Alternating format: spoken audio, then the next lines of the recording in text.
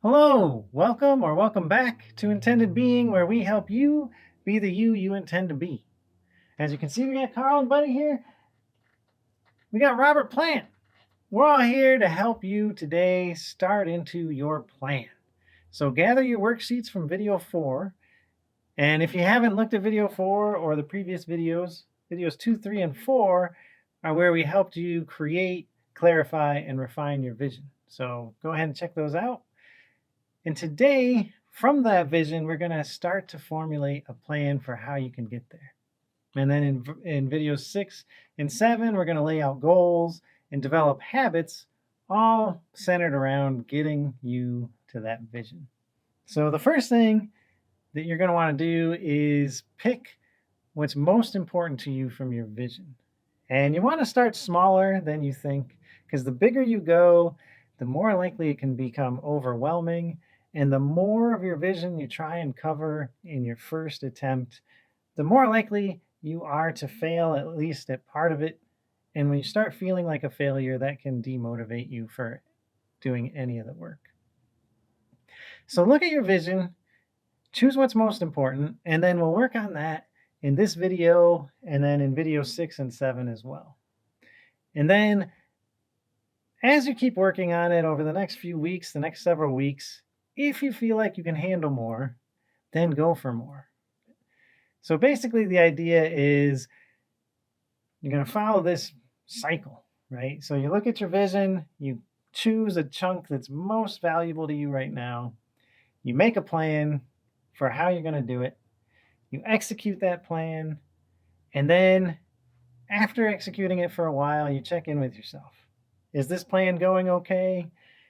Do I feel good about it? And do I have more energy to take on more? And if you do, then look at your vision, choose a different chunk, and start making a plan for how you're going to incorporate that into your life. And then start executing, wait several weeks, and if you feel like you can add more, repeat the cycle. So that's the idea behind what we're going to do today. But it's really critical that you're honest with yourself in terms of how much energy you have, because once you start feeling overwhelmed, it can really hit you like a domino effect. If you get overwhelmed in this area, it becomes hard to find energy to do just about anything you want to do. And that's because a lot of times at the beginning of any change we're making, we have way more energy, right? Because it's new, and at least for a little while, we can put off a lot of stuff that we normally do. Maybe we don't check email so much. But eventually that newness wears off, and all that stuff we put off into the future, now we have to deal with 4 weeks later. So at the beginning of any change, you're going to be feeling good from your head to your shoes. Know where you're going and you know what to do. You've tidied up your point of view. You got a new attitude. But then 4 weeks later, after you've lost some of your energy and maybe taken on too much and failed a little bit, it's going to be looking a little more like, I'm a loser, baby, so why don't you kill me? Get crazy with the cheese whiz. Anyway, my point is, this is a marathon. It's not a sprint. So make sure you're aware of what's going on for you. And if you have that extra energy in the beginning, use that to look out for things that are going to hinder you in the future, down the road. Make plans to avoid things that might be barriers. Reflect on who you're being. Reflect on how you're relating and what you're doing, and make sure that the way you're going about your change aligns with your values. And also, at the beginning, whenever you start a new process, chances are it's going to be pretty inefficient. So use your extra energy at the beginning to streamline your process. So 4 weeks from now, your process is much more efficient, and you may actually have time and energy to take something else on, right? So then the question becomes, all right, what part of my vision should I pick? And in terms of that, follow the sage advice of Rumi from hundreds of years ago, who said, be suspicious of what you want, right? Be suspicious of that shiny thing you want, or that fancy new title, or whatever it is that just sounds like once you get it, you're going to be happy. Now, maybe you will, but you need to make sure that whatever it is that you're going after connects with your needs, your values, who you want to be, how you want to relate, and what you want to do, right? And those are all on worksheet 1 from video 4. So make sure that whatever chunk of vision you choose fits with that. In fact, that is probably the best place to start. Start with worksheet 1 and say, okay, what on this worksheet is most important to me? What am I really connecting with? Is there something about who I want to be day to day or how I want to relate day to day that's really inspiring me? Or are there some needs or values that I really want to focus on? Pick something from worksheet 1 that really resonates with you, write it down, and then go through the other worksheets and find a chunk of your vision that aligns with what's really resonating with you, that will work towards those values, those needs, or who you want to be. And then today we'll work on that. And first, I want you to notice down in the notes section below, I have a link to the worksheet for doing a SWOT analysis that we're about to talk about. You're probably going to have to look in the notes. There's the words see more. You got to click on that see more in order to expand it and get to the link. Okay, so as you can see in the SWOT analysis, which is looking at strengths, weaknesses, opportunities, and threats, you'll notice strengths and weaknesses are basically talking about things internal to us that can either help us or hinder us from achieving our vision. And then opportunities and threats are things external to us on the outside that can either help us or hinder us from achieving our vision. Now, starting with strengths and weaknesses, the stuff inside, let's first talk about personality. Now, there's all kinds of different personality tests out there on the web. You can take, we have a link to a few of them down below. The one we're going to focus on right now is called the Big Five, or I like to call it canoe because the different dimensions spell canoe. And I picked the Big Five because in management research, the Big Five is found to be one of the most consistent of the different personality measures. And what it measures is your conscientiousness, or basically how well organized and how productive and how much you're responsible in terms of work ethic and all that good stuff. So that's conscientiousness. Measures your agreeableness, which is basically how much you trust other people, want to respect others, how much compassion you want to give to other people. Neuroticism, which is how anxious do you tend to be, how emotional, how moody do you tend to be. Openness to new experiences, which covers your curiosity, how much you enjoy adventure and exploration and new things. And then extroversion, how social are you? And how assertive are you in social situations? Now, you might look at these and say, okay, some of these are obviously strengths and some of them are obviously weaknesses. I don't want you to think that way. In fact, in any personality test you take, the different dimensions, depending on what you're trying to do or how strong those dimensions are within you, can be a strength or a weakness. For example, conscientiousness. That sounds like a strength. Like, it's good to be conscientious. That way you get a lot done. Be organized, productive, all that good stuff. But if you're too heavily conscientious, then sometimes you can be really focused on the details and making everything perfect, which can be a weakness if you need to get a lot done, right? It's hard to produce a lot if you're focusing too much on making everything perfect. It can also be a weakness if the chunk of your vision that you're going for is all about being more relaxed and, say, one with nature, just taking time to be in the moment, right? If you have a really high conscientious value and like to get work done, then that could lead to feeling guilty or just feeling anxious to do stuff instead of sit around. So again, it can be a weakness. Agreeableness also can be a strength. The more agreeable you are, the more likely you get along with others. So the more likely others are going to want to be able to help you achieve your goals. But it can be a weakness because the more you want to please other people, the more likely it is that if they ask for your help, you might give up doing your own stuff just to help them. Neuroticism. A lot of people say, wow, that's pretty negative because you're worried and anxious all the time. But if you're really worried and anxious, you can use that to your benefit to see, okay, what are some possible pitfalls in the future and how do I avoid them? Right? You don't want to just worry. You want to actually be active about that worry. And then hopefully you're not so neurotic that all you do is worry, because that would be a weakness you need to figure out a way to work around. And being open to new experiences. Obviously, if you're trying to make a change in your life, you want to be at least somewhat open. But if you're too open, if you're constantly looking for newness and change and all that stuff, then it can be hard to actually make progress in one direction because you're constantly changing directions. So again, that can be a strength or a weakness depending on how it affects you. And finally, extroversion. Again, the more you like being around people, that can be a strength if what you're doing involves people.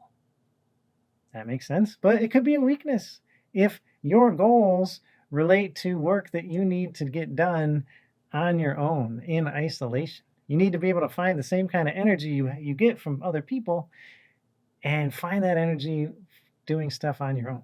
Or find a way to do whatever it is you want to do with people, even if normally most people do it alone.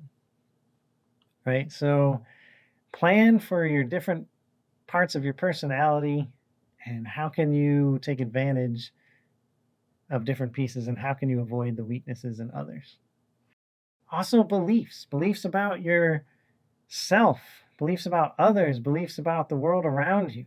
All these beliefs can either be a strength, helping you find inspiration to keep going, or it can be a weakness.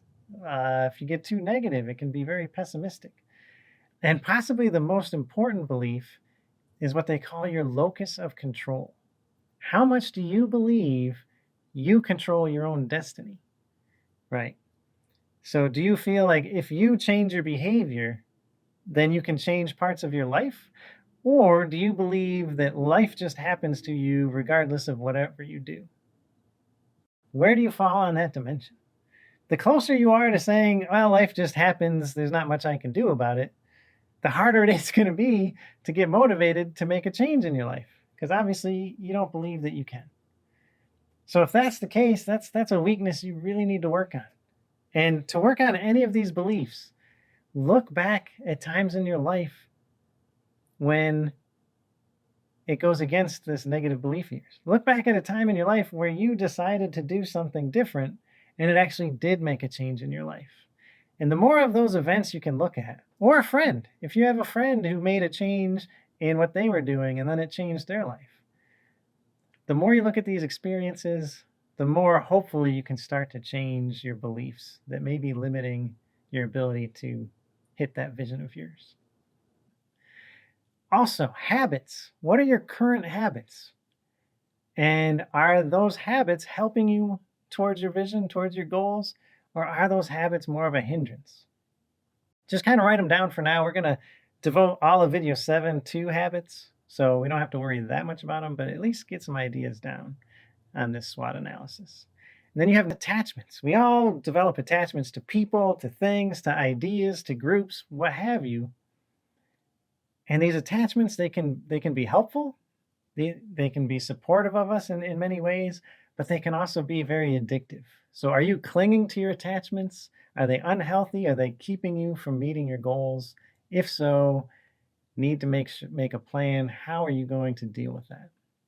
And then finally, probably the most obvious strength or weakness would be in terms of your experience, your skills, your knowledge, right? Do you have the skills and knowledge that you need to go after this chunk of your vision? Or are there skills that you need that you don't have, right? Or knowledge or experience that you don't have yet? And if so, even though those might be considered internally a weakness, you can also put those down in the opportunities column if you know of a way that you can train or gain that experience in some way or another. And finally, when it comes to strengths and weaknesses, in order to be motivated, in order to believe that you can get things done, according to expectancy theory, you need to believe both that if you put in the effort, you will perform well. And if you perform well, you'll get the outcomes that you want. Now, that may sound a little weird, but a couple basic examples. In basketball, we all know that if you perform at really high levels, at a professional level, then you can make a lot of money, right? So making a lot of money is the outcome if you perform really well. Well, I know pretty much for sure that if I put a bunch of effort into playing basketball, I will still never perform at a professional level. So there's no motivation for me to try to become a professional basketball star. Another example. A few years ago, I decided I wanted to write a book. And I got all excited and started outlining it. And I really believed that if I put in the effort, that I would perform well, right? I would actually be able to write a pretty good book. But the more I looked into publishing nonfiction, the more I saw that you need to have a strong following, either online or somewhere else where you have a lot of people that are ready to buy the book. Otherwise, publishers are not going to publish your book. This is where I found all over the place. And I don't want to self-publish. So when I learned all that, I said, oh, no matter how well I perform in writing a good book, I'm not going to get this outcome that I want. So I lost that belief that I could get to the right outcome. And there went my motivation, right? So then I decided to do other stuff. Final example is weight loss. Okay, in terms of weight loss or getting healthy, I'm sure you've met people, I know I've met people that say, you know what, it's just in my DNA that I am going to be overweight, right? And that may be true, that may not be true, I don't know. But that belief, what that belief says is, no matter how much effort I put in and perform well, like I believe that if I put in the effort, I can perform well, right? I can eat healthy, I can exercise, I can do all that. I believe in that, but no matter what I do, the outcome of losing weight is just not going to come. So then, if that's the belief, then why would you try? Other people, in terms of losing weight, might be on the other spectrum. They might say, you know what? I know if I eat healthy and I exercise, then I will lose weight. I know in my heart that that will happen. But I also know in my heart that I do not want to give up pizza. I do not want to give up ice cream. I do not want to give up cake because those are freaking delicious and that's what life is about. So no matter how hard I try to eat well and exercise, I know I'm not going to perform well because I'm going to cheat. I'm going to eat ice cream. I'm going to eat pizza. And so that would lose some motivation for trying to lose weight. And the reason I bring up all these examples is I want you to understand this really well. Because for you to do what you want to do, you have to believe that if you put in the effort, you can perform. And you also have to believe that if you perform, you will get the outcome that you want, or at least you could get the outcome you want. You have to believe there's a chance. If you don't, then at some point you're going to lose motivation, right? What is the point if you don't believe it could possibly happen? So I want you to look at the chunk of vision you want to go for and say, okay, what's the outcome that I want? Do I believe that if I perform well towards this outcome, that I can get that outcome? If not, then why? What do I have to do to make it so I believe that I can? Right? What do I have to change? Who do I have to talk to? Whatever it is. And then the other piece is, do I believe, or do you believe, that if you put in the effort, you can perform well enough to get that outcome? If you don't believe that, then what are the skills you need, or the knowledge or experience, or what is it that you need to have so that you can believe that your effort will lead to a good performance? Okay, that's critical. And that should be part of your plan. Now let's get into opportunities and threats, which is more the external stuff. So you got resources, that's an obvious one. What resources do you need to pursue your vision? Money, time, energy, Of those, what do you have? Those would be opportunities. What do you need that you don't know how to get? Those would be threats. And how do you plan to get those different resources? Right? If you have a lot of money but not time, then maybe you can pay some people to do stuff you normally do and make up the time. If you have not much money but a lot of time, then vice versa. No money, no time, but other resources, you get what I'm saying. Also, new habits. We're going to, again, talk in video 7 about creating new habits. But what new habits do you need to create in order to make your vision come true? Those would be opportunities, new habits you can create. But also, when you're making changes in your life, then you're changing how you're fulfilling your needs. And there may be some needs that go unmet. So you got to be concerned, or you got to be aware of different behaviors or new habits that you might be starting that you don't want. These would be threats. Another piece is your personal relationships, right? Your loved ones, your friends, your family, and so on. They can obviously be a huge opportunity in terms of being able to help you achieve your vision. But when you make a change to yourself, your close relationships also change, right? They see this change, and a lot of times even it's not even conscious. People will do things that may hinder your ability to make your change. They're used to relating to you in a certain way. And so for you to change, sometimes you need other people to change as well. And so make sure you're aware of this as a possible threat to your vision so that you can then talk to these people and explain what you want to do and what they can do to help you. Right? If these are close relationships, they're loved ones, they want the best for you, chances are they're going to want to help and they're going to want to try and help you succeed. But they can't do that if they don't know how they can help you or they don't know exactly what you're trying to do. Same thing goes for different social networks you're in, different groups. They can definitely be supportive. They can be an opportunity, but only if you talk to them and let them know what you're trying to do. Otherwise, again, they might be stuck in dealing with you the same way they always have, which can then hinder your progress. Also, organizations, partnerships, other resources, those are all opportunities that you could take advantage of. Government programs or nonprofits, or I don't know what your vision is or what you're doing, but there may be information out there online or somewhere, or even people out there that are their whole purpose is to help people like you with whatever vision you have.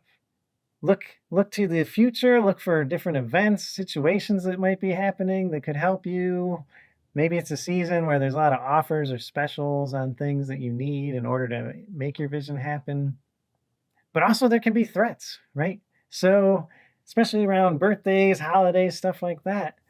Threats in terms of your resources, right? Money, lots of people like to spend a lot of money on gifts and stuff, or time. You want to spend more time with people you care about around holidays or birthdays or whatever. And that's time or money that you may then not have for your vision. And you need to plan for that.